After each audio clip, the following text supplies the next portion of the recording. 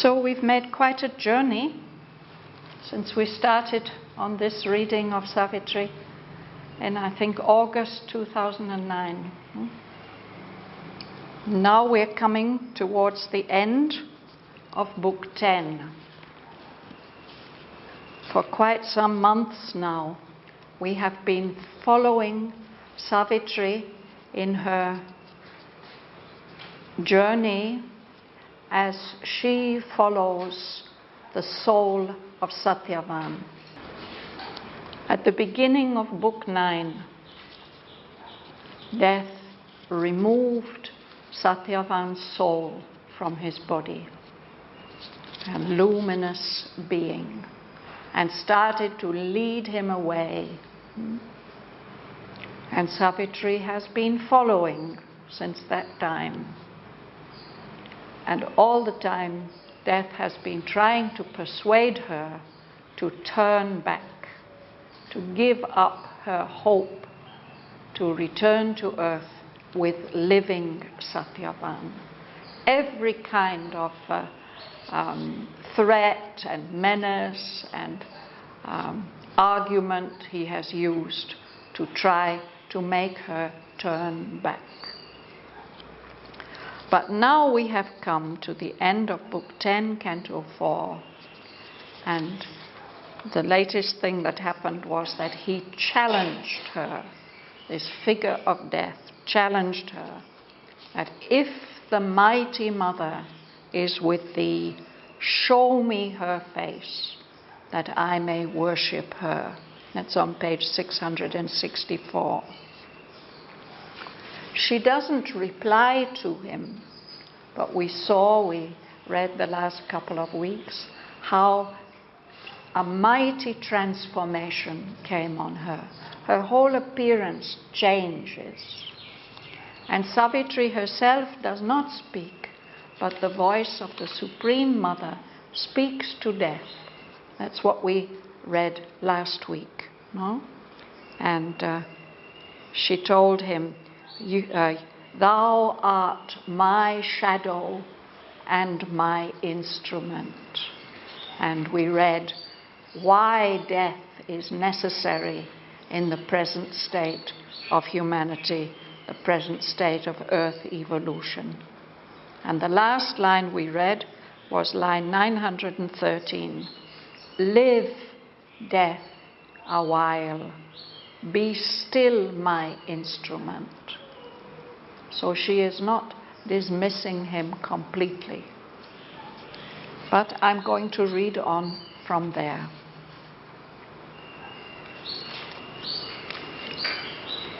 One day, man too shall know thy fathomless heart of silence and the brooding peace of night and grave obedience to eternal law and the calm, inflexible pity in thy gaze.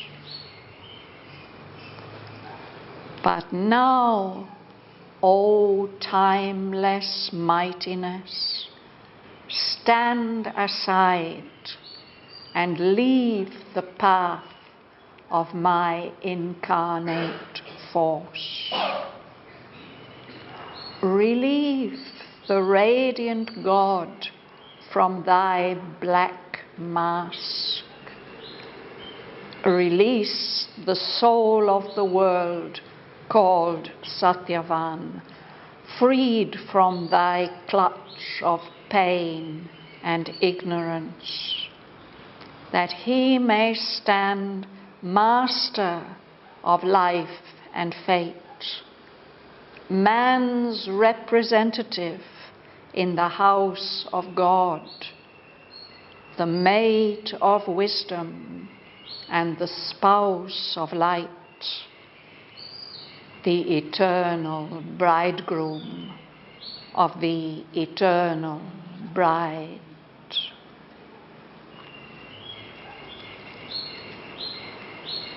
She spoke. Death, unconvinced, resisted still, although he knew, refusing still to know, although he saw, refusing still to see. Unshakable he stood, claiming his right. His spirit bowed. His will obeyed the law of its own nature, binding even on gods. The two opposed each other, face to face. His being like a huge fort of darkness towered. Around it, her light grew, an ocean's siege. A while the shade survived, defying heaven, assailing in front, oppressing from above, a concrete mass of conscious power. He bore the tyranny of her divine desire. A pressure of intolerable force weighed on his unbowed head and stubborn breast. Light, like a burning tongue, licked up his thoughts. Light was a luminous torture in his heart. Light coursed a splendid agony through his nerves. His darkness muttered, perishing in her blaze. Her mastering word commanded every limb and left no room for his enormous will that seemed pushed out into some helpless space and could no more re-enter, but left him void. He called to night, but she fell shuddering back. He called to hell, but sullenly it retired. He turned to the inconscient for support from which he was born, his vast sustaining self. It drew him back towards boundless vacancy, as if by himself to swallow up himself. He called to his strength, but it refused his call. His body was eaten by light, his spirit devoured.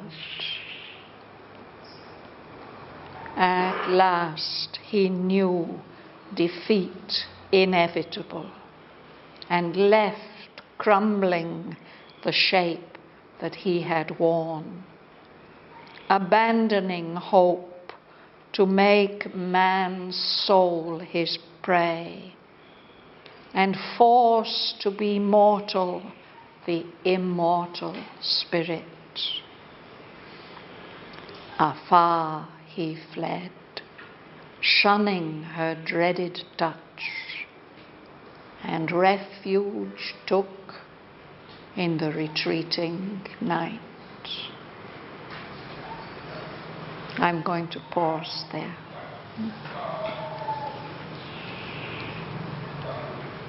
We start this side? Yes? Suresh?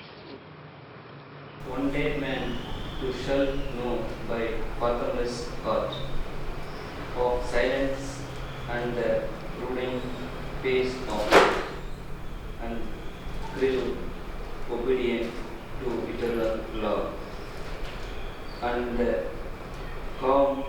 inflexible pity in their gaze. Yes. This is quite a mysterious sentence. What is the mother saying? Perhaps she's saying that one day human beings too will understand your power, your deep heart, your heart that's so deep we can't measure the depths of it, your heart of silence, and that brooding peace of night which you are offering. And since in the Indian tradition this god of death is also the god of law, he's the god of universal law and justice, who keeps everything in their place, not in its place. So that's what he represents: obedience to eternal law. Grave obedience. It means not trivial, not laughing. There's something serious about it, steady. And the calm, inflexible pity in thy gaze. Earlier on, when Sri Aurobindo described this figure of death, he mentioned this kind of compassion which is there in the gaze of death. But at the same time, it is inflexible. He's not going to change. He's not going to change his mind. When somebody is destined to go, then he will take him away. But the mother says, one day human beings too, they will know who you are and what you represent. Bebel. But now, O timeless mightiness, stand aside and leave the house of my incoming force. Release the radiant God from thy black mask. Release the soul of the world called Shraddhavan, freed from thy clutch of pain and ignorance, that he may stand master of life and fate, man's representative in the house of God, the maid of wisdom and the spouse of life, the eternal bridegroom of the eternal bride. So this is the command which the Supreme Divine Mother is giving. She's praised him, she's hailed him, she's said, live still, be my instrument. But now, in this particular case, oh, timeless mightiness. Again, she's honoring him, no? But she says, stand aside. Leave the path of my incarnate force. This is Savitri.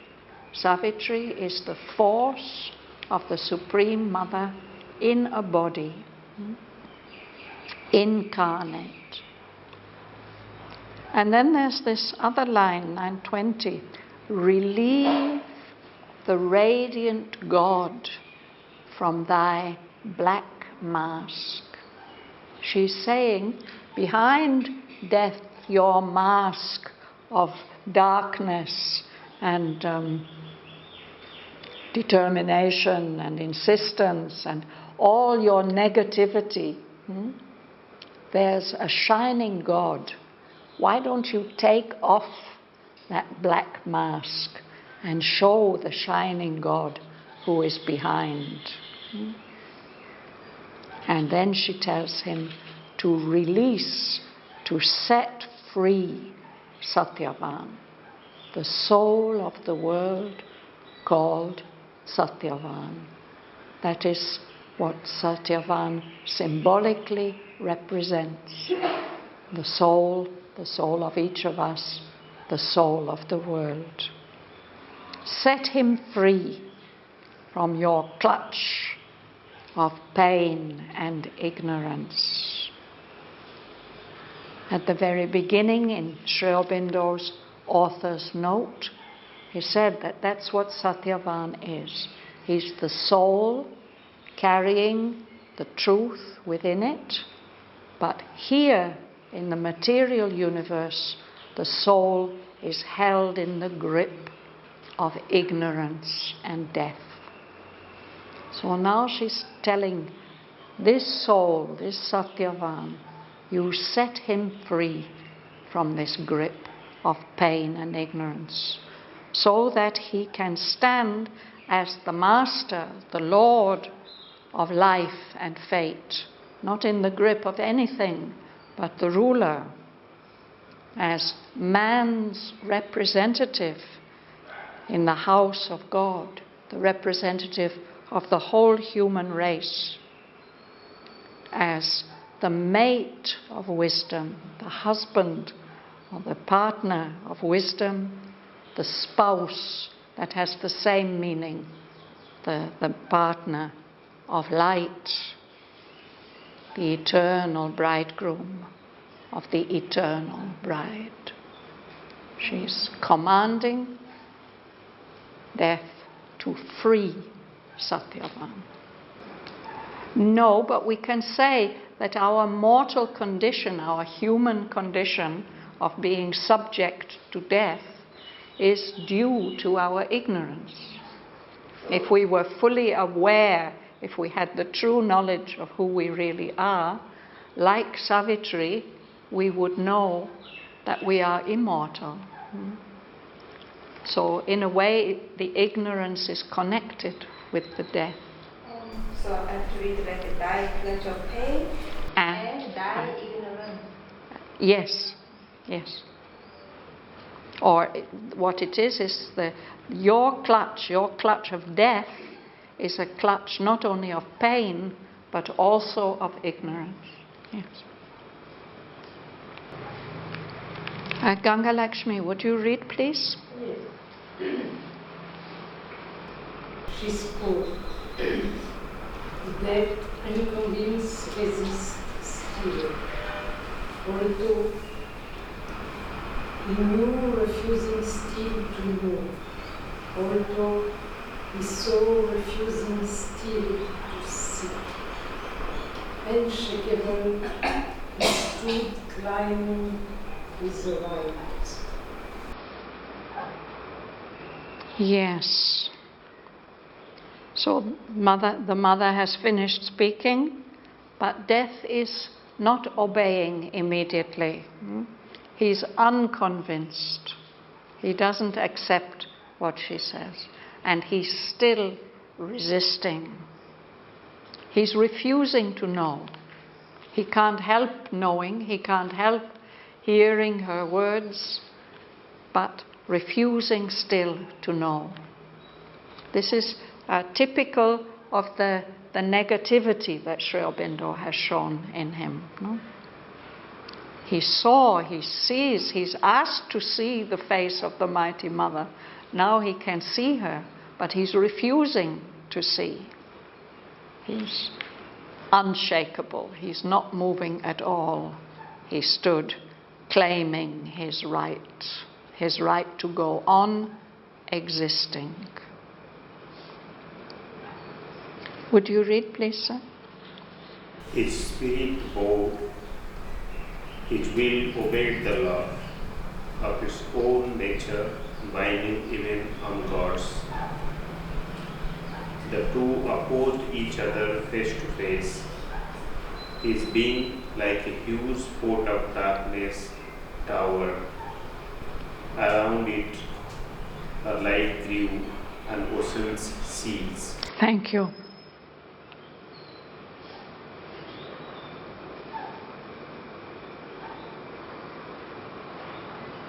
So his spirit bowed. It can't help bowing to the mother. But he's still got his will. And Sri Aurobindo makes a very interesting point here, that every created being, every manifested being has their own nature, and everyone has to follow their own nature. And that's true even of cosmic powers, gods like this power of death. So his will goes on obeying the law of his nature, because the law of our nature is binding on all of us, even on gods. So the two, he representing the eternal no, she representing the eternal yes, they stood opposing each other, standing face to face, resisting each other. And his being, he's so huge, like a huge fortress of darkness, towers higher and higher. But she spreads her light, which becomes like an ocean, a powerful ocean, besieging, attacking that fortress. Sarojini. While she said, survived, Defying.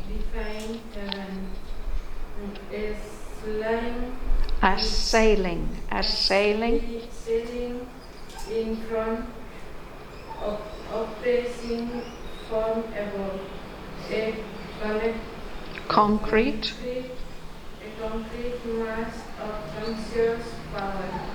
He borrowed the training of her divine desire. Thank you. So the shade is this dark, shadowy figure of death. For some time it survives, it remains. It's defying the light of heaven. But he has to bear the attack of the mother's force. It's attacking him in front, it's pressing down on him from above. It's a concrete mass of conscious power, the mother's force. He has to bear that tyranny, the despotic rule of her divine desire, her will, what she wants. So the description of that force continues. You would read, please, sir. It gives her a intolerable force, weighed on his unbowed head and stubborn breast. Light, like a burning tongue, lit up his thoughts. Light was a luminous touch in his heart. Light coursed splendidly going through his nerves. His darkness muttered caressing in a place. Thank you. Yes. So it's pressing from above, a pressure of intolerable force. It's so difficult to bear. No? It's weighing on his head, but he still doesn't bow his head. His head is unbowed. He keeps it upright. And his stubborn breast, his being, his heart, refuses to yield. But then her light starts to lick up his thoughts, his dark thoughts. And it's burning, it's so intense and powerful. Her light comes into his heart. It's luminous, of course, it's pure light, divine light. But to him it's a torture, it's so painful, unbearable. It courses, it runs through all the nerves. A splendid agony. It's that splendid, glorious light. But to him it's an agony, it's so painful, unbearable. So his darkness muttered, it's groaning and complaining as the darkness gets consumed by that blazing, glorious light of the Mother. Would you read today? Yes, please read. Yes. Ministering word commanded every limb and left no room for his enormous will that seemed pushed out into some helpless space and could no more re-enter, be left him wait. Yes. So her word of command, it's actually even the creative word. She's the power of the truth word. No? It is so mastering, it powerful. It controls every limb of his being. These are our limbs, no? Every part. So there's no room for his will. There was no room for his enormous will. That seems to be pushed out of the body into some helpless space outside him, and that strength can't come back anymore. He leaves him empty. He has no more willpower. So he calls for help. Lady at the back, will you read? Yes? He called to night, but she fell shuddering back. He called to hell, would solemnly return. He returned to the inconscient for supper, from which he was born. His was sustaining self. It drew him back towards boundless vacancy, as if by himself to swallow at himself. He called to his strength, but he refused his call. His body was eaten by life, his spirit devoured. It means eaten. A lion devours its prey. Yes. So he calls for help when his will and his strength has all left him, and there's this intolerable pressure of the mother's will upon him. He called to night, to his power of darkness, but she's afraid. She fell shuddering back, shuddering with fear. She doesn't want to help him. She doesn't want to face that light. He called to hell, to the power of falsehood and evil, but it too draws back, retires, runs away, sullenly, in a bad temper. He turned to the inconscient for support, from which he was born.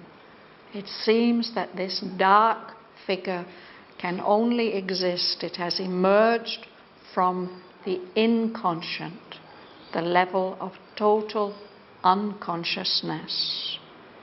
That is where his vast, sustaining self has come from. This huge support for his existence. But it draws him back into him itself, towards some boundless vacancy. Boundless, there's no limit to it.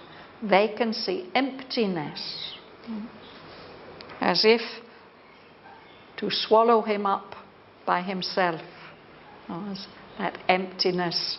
He has all the time been praising the void.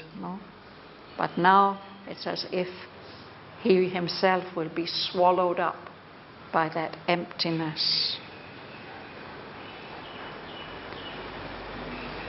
He called to its strength, but it refused his call. It doesn't respond to him.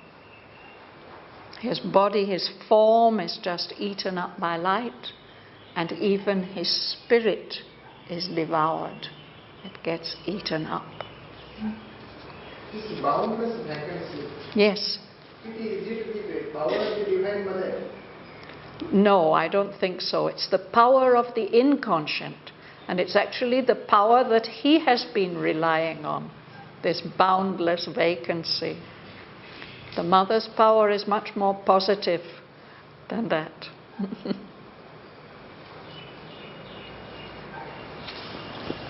Yes, please. At last, he moved into each heaven, and let human the shape that he had borne, abandoning hope to make man's soul his prey, and forced to be mortal the immortal spirit. After he held shining her dreaded touch, and refuge took in the retreating night. Yes. So at last he knows that he cannot win. He knows that defeat is inevitable, unavoidable. So he leaves this shape that he has been wearing, and it crumbles up, disintegrates, the shape that he's been wearing. He himself told Savitri that it's only an appearance. Because you wanted to confront me, I have put on this shape and this voice. So now he's abandoning it. And he's also abandoning his hope to make man's soul his prey. You know this word prey, Suresh? You know? Yes? There are the birds of prey, or the lion eats its prey. So what he wants to do, this force of death, of negativity, wants to eat up even the soul, not only the body, but the soul of human beings. He wants to force the immortal spirit that is in each one of us to be mortal, to be subject to death. That's what he's been trying to do. He's been denying to Savitri the reality of the soul. So he has to give up this big attempt that he has made, to confront Savitri and to force the immortal spirit to accept mortality. So he runs away. He fled. He ran away, far away from that touch of the mother, that pressure. He dreads that pressure of her touch. So he shuns it, he runs away from it. And where can he go? Only into that darkness of the night, which itself is running away, retreating.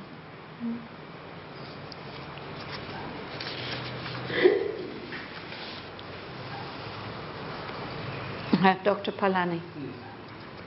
In the dreams tonight of that single world, the dire universal shadow disappeared, vanishing into the void from which it came, as if deprived of its original time. The tonight learned fast fading from the soul, and Shraddhavan and Savitri wherever. Yes. So death has been leading Savitri through this series of symbol worlds. The world of eternal night, and then the world of double twilight. The twilight of the ideal and the twilight of the earthly real. So that's where this last confrontation has been taking place. In the dream twilight of the earthly real. So when that terrible shadow of death disappears, this universal shadow, when he disappears, then that symbol world also disappears. The shadow disappears into the vacancy, the emptiness from which it came, And then that world which seems to be deprived, to have taken away its reason for existing, that also passed away, fading from their souls. Shraddhavan and Savitri were alone. Alone in some emptiness. Gomsun. But neither stirred. Between those figures rose, of beauty invisible and translucent world. In the long, blank, moonless pose, nothing could move. All wait on the unknown, inscrutable will. Yes, inscrutable, right, yeah. So there are Savitri and Shraddhavan. They are released from that dark shadow. They are released from that dream world that he had projected on them. But neither of them moves. And between them, it's as if there's an invisible barrier. It's silent, it's mute, it's invisible, it's translucent. Light passes through it. But it's there, a separation. And then there's a long moment's pause. Nothing could move. Everything is waiting to find out what is the unknown, inscrutable will, the will of a higher power. What is going to come next? Inscrutable. It's a word that means that we can't read it. It's often used of the expression on somebody's face. Somebody wears an inscrutable expression. You can't guess what they are thinking or feeling. But in this case, it's the will. What will happen now? For long moments, pause. So that is the end of Book 10. Shraddhavan, I have one question. You remember when Shraddhavan wrote this Book 10? Yes, it was quite late in the late 1940s. Yes. And Nirod Baran, in his book, 12 Years with Sri Aurobindo, there's a chapter on Savitri. There he's described that when Sri Aurobindo was writing Book 10 and Book 11, the work went very fast. That he had it all, when Nirod came for the dictation, Sri Aurobindo had it all prepared in his mind, and he just went on dictating line after line after line after line for these two books, books 11 and 10 and 11. 10 years, 1914, 1915. Yes, actually they didn't start on, there are 3 parts in the poem. The first part is books 1, 2 and 3. That is the quest of Aswapati. And that's if we think of time that Sri Aurobindo spent on the poem, he spent most of his time on part 1.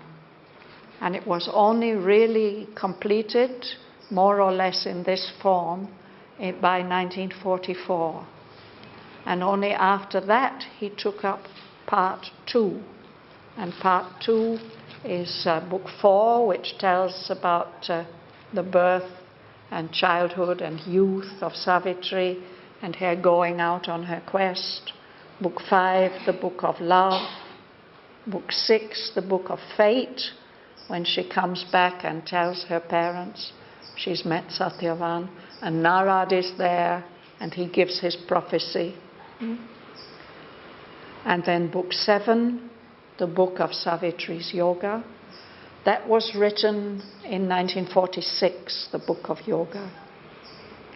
And then he started on book 8, he hardly touched, books 9, 10, and 11. So we have a fairly clear idea about the chronology. 1946 is the book of Yoga. Yes. 7 cantos of the book of Yoga. And that's a completely new element in the poem that was not there in the original plan. There are 2 parts that somehow got added in the course of composition. We have this earliest version from 1916, which covers the whole course of the poem in the same order. But these 2 big additions have been made. One is the book 2, the book of the Traveller of the Worlds. This has come in the late 1930s. And then, of course, it got revised later. There was a break for about 2 years when Sri Aurobindo didn't work on Savitri. When he took it up again in 1942, then he started revising all that first part again. And as I said, it was more or less finished by 1944. Then he took up the later books. And he was going back and revising them. We know that he was revising book 6 in 1950. In the middle of November, he completed that revision of book 6. And then he asked Nirodbaran, what is left? And Nirodbaran said, the book of death, book 8, and the epilogue.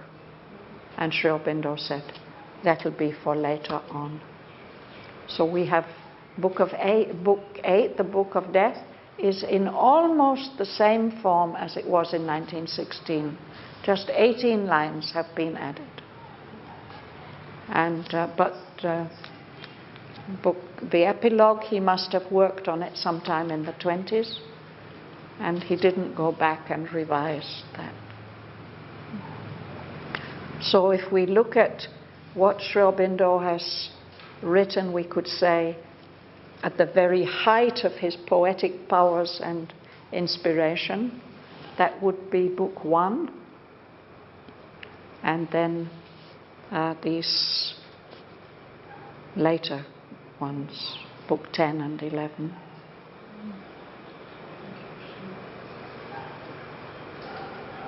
And of course the book of Yoga, book 7.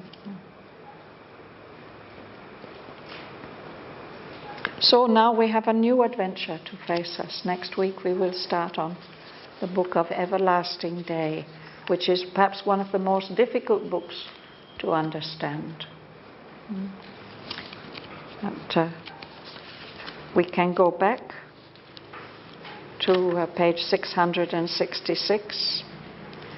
We can read from lines 913, the mother's speech.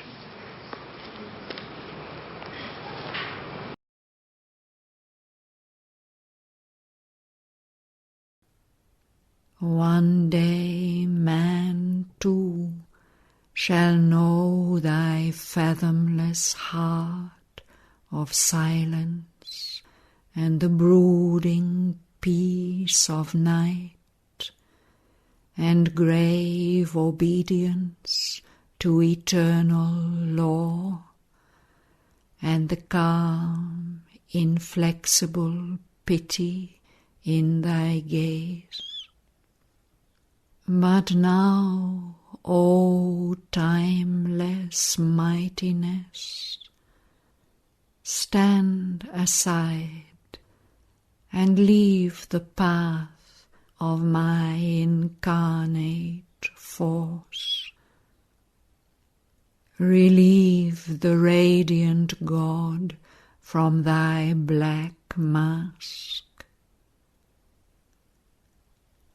Release the soul of the world called Shraddhavan, freed from thy clutch of pain and ignorance, that he may stand master of life and fate, man's representative in the house of God, the mate of wisdom and the spouse of light, the eternal bridegroom of the eternal bride.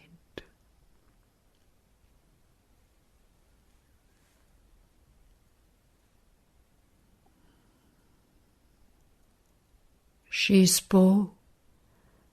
Death, unconvinced, resisted still. Although he knew, refusing still to know. Although he saw, refusing still to see. Unshakable he stood, claiming his right. His spirit bowed. His will obeyed the law of its own nature, binding even on gods. The two opposed each other face to face. His being, like a huge fort of darkness, towered. Around it her light grew, an ocean siege.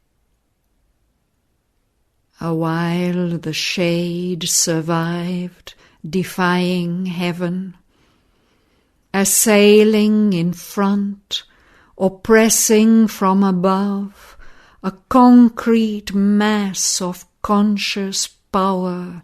He bore the tyranny of her divine desire.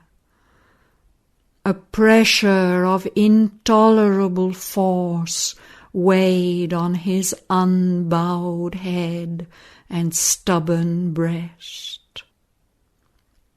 Light, like a burning tongue, licked up his thoughts. Light was a luminous torture in his heart. Light coursed a splendid agony through his nerves. His darkness muttered, perishing in her blaze. Her mastering word commanded every limb and left no room for his enormous will that seemed pushed out into some helpless space and could no more re-enter, but left him void. He called to night, but she fell shuddering back. He called to hell, but sullenly it retired. He turned to the inconscient for support, from which he was born, his vast sustaining self. It drew him back towards boundless vacancy, as if by himself to swallow up himself. He called to his strength, but it refused his call. His body was eaten by light, his spirit devoured. At last he knew defeat inevitable, and left crumbling the shape that he had worn, abandoning hope to make man's soul his prey and force to be mortal the immortal spirit. Afar he fled, shunning her dreaded touch, and refuge took in the retreating night. In the dream twilight of that symbol world, the dire universal shadow disappeared, vanishing into the void from which it came. As if deprived of its original course, the twilight realm passed, fading from their souls, and Shraddhavan and Savitri were alone. But neither stirred.